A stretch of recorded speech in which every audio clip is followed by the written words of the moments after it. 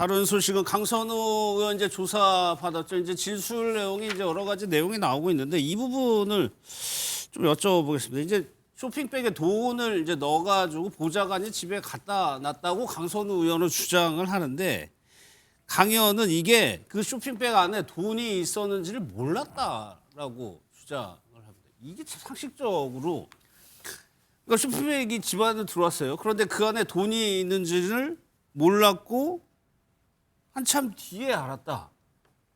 이렇게까지 주장하는 이유가 뭘까요? 일단 제가 이런 경험이 전혀 없기 때문에 뭐라고 말씀을 드릴 수가 상상해야 없어요. 되죠. 예. 네. 예, 저는 글쎄 어떻게 뭐 말씀드리긴 굉장히 송구한데 네. 일차적으로 굉장히 잘못이다.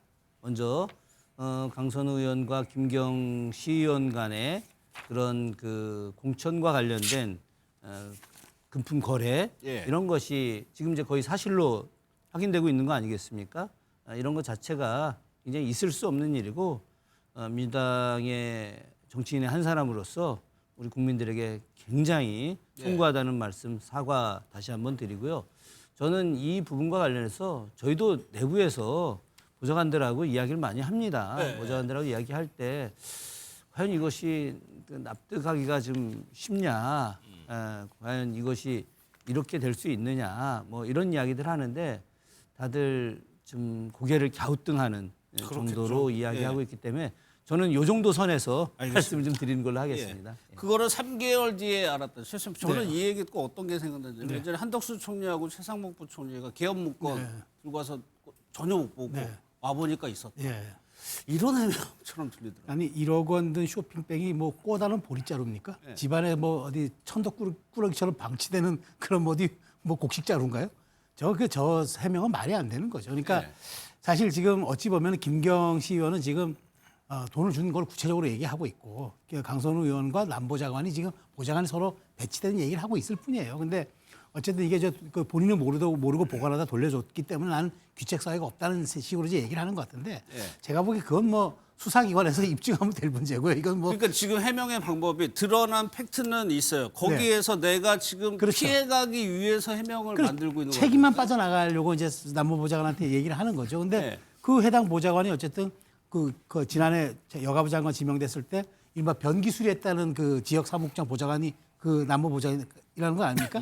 제가 보기에 뭐 두 사람 얘기는 대질만 하면 어느 정도 이건 뭐 가려질 수 있을 것 같은데 저는 어쨌든 이제 강선우 의원 입장에서는 드러난 정황 증거가 너무 명백해요. 명백하니까 이걸 어떻게 빠져나가기 위해서는 안 받았다 할 수도 없고 뭐 돌려준 것도 맞는 것 같으니까.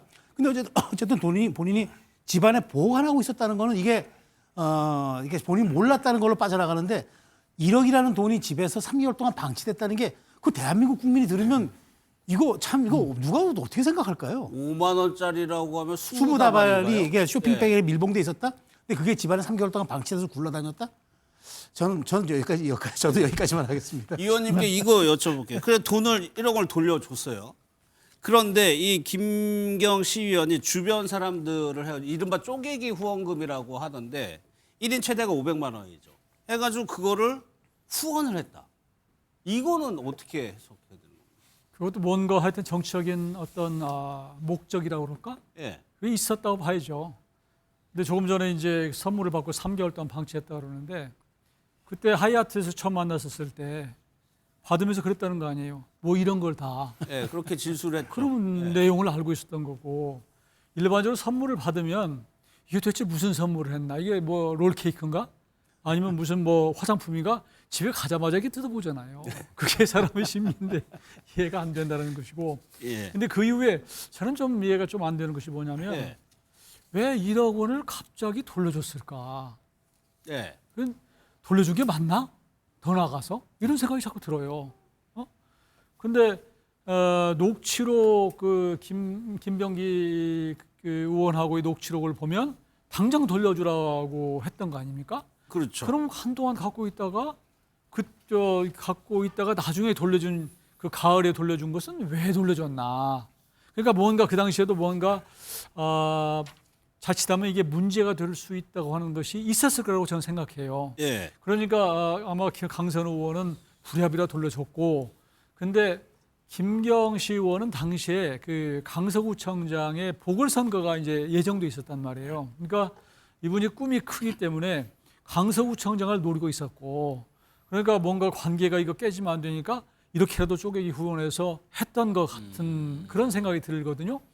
근데 나중에 어떤 보도를 보니까 그래도 관계가 개선이 안 되니까 강서구에 국회의원이 여러 명 있잖아요. 예. 다른 국회의원한테 접근했을 수도 있다, 이런 얘기도 있고. 그런 정황이 있다. 예, 그게 예. 안 되니까 나중에 이제 결국은 올해는 영등포구청장으로 돌리는 이런 게 있어서 우리가 지금 조각조각 드러난 진술만 갖고 우리가 짐작할 뿐이지 전문을 알 수 없지만 그 중간에 이해가 안 되는 대목, 이 부분은 수사로 틀림없이 밝혀질 겁니다. 예. 경찰이 제대로 수사만 말씀하신 대로 한다면. 저희가 이제 편집 정보를 가지고 판단하다 보니까 추정을 할 수밖에 없는데 그런 것들이 이제 수사로 이제 드러나야 되는 거예요. 김종필이 또 하나, 그러니까 왜 이렇게 늦게 돌려줬느냐, 이것도 의문이었는데 강선우 의원 주장은 보좌관이 계속 밀어가지고 늦게 돌렸다, 이런 취지로 또 진술해요. 그러니까 이게 워낙 조각조각 사실들이 밖으로 나오기 때문에 예. 사실관계를 잘 모르겠어요. 그리고 세상 일이라는 게 뭐 예를 들면 이제 국민의힘 예를 들면 뭐합니다만 권성동 의원 같은 경우도 쇼핑백 받았는데 거기에 넥타이 있다고 얘기하는 거잖아요. 네, 그러니까 알 수가 없어요. 사실관계로 수사가 나와야지만 알 수 있는 건데 핵심은 뭐냐면 김병기 전 원내대표랑 강선우 의원이 통화했잖아요. 그리고 본인이 잘못했어요라고 얘기했지 않습니까? 살려달라고? 그러면 공천하지 말았어야 되는 거죠. 예. 그게 핵심이라고 보는 거예요.